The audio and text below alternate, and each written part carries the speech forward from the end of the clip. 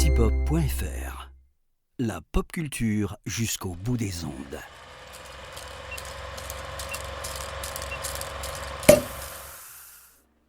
Bonjour à toutes, bonjour à tous. Bienvenue dans ce 12e numéro du calendrier de l'après de l'apéro ciné. Je suis Antoine et aujourd'hui, je vous propose de revenir en 1903, car en effet, le 12 janvier 1903, à Paris, se fondait l'Académie Goncourt. C'est l'occasion donc aujourd'hui de parler des liens importants entre la littérature et le cinéma. Et donc aujourd'hui, je ne vais pas vous parler d'un film original, je vais vous parler d'une adaptation, en l'occurrence de l'adaptation d'un roman qui a gagné le fameux prix Goncourt. C'est un roman écrit par Robert Merle en 1949. Peut-être que vous l'aurez compris, aujourd'hui on va parler de Week-end à Zoutcote d'Henri Verneuil, avec notamment Jean-Paul Belmondo, Jean-Pierre Marielle et Pierre Mondy. Alors, certains ont sûrement vu Dunkerque de Christopher Nolan. Week-end à Zoutcote, c'est un drame de guerre, mais qui raconte cette fameuse bataille, mais du côté non pas anglais, mais du côté français. Un film passionnant, haletant, et on va vous expliquer pourquoi en 3 raisons.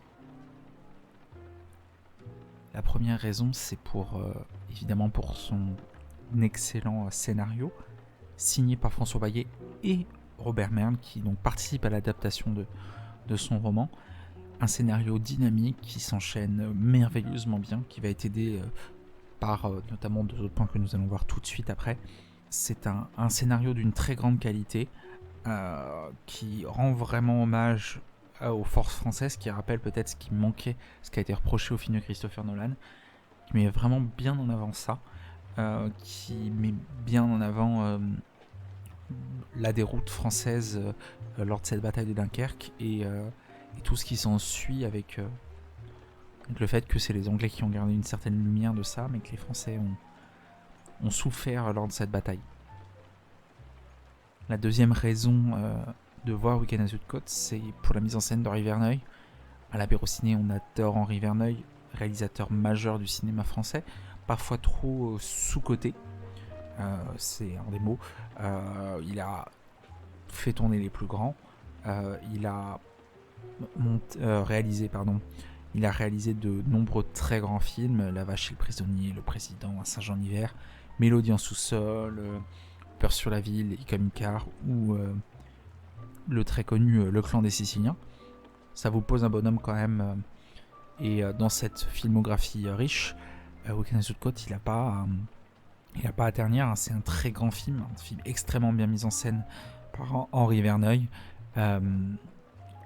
Il nous délivre la belle recette Verneuil, mais qui est extrêmement efficace. Ce qui nous permet aussi de faire un pont avec la troisième raison de voir Week-end à Zoutcote, c'est pour la performance de Jean-Paul Belmondo. C'est un de ses meilleurs rôles sur la période. Jean-Paul Belmondo qui a collaboré avec Henri Verneuil, et les deux, il y a une alchimie entre le metteur en scène et l'acteur qui se ressent à l'écran.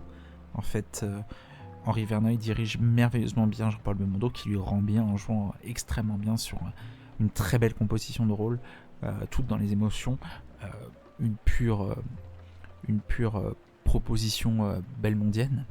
Voilà, donc les fans de l'acteur ne seront évidemment pas déçus, mais les autres aussi. C'est vraiment un très beau film, et si l'ensemble du casting est excellent, Jean-Paul Belmondo surnage dans ce film.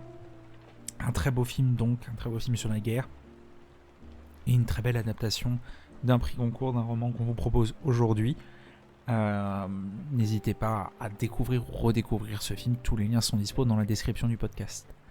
Je vous souhaite à toutes et à tous une très bonne journée, et je vous dis à demain pour un nouveau numéro.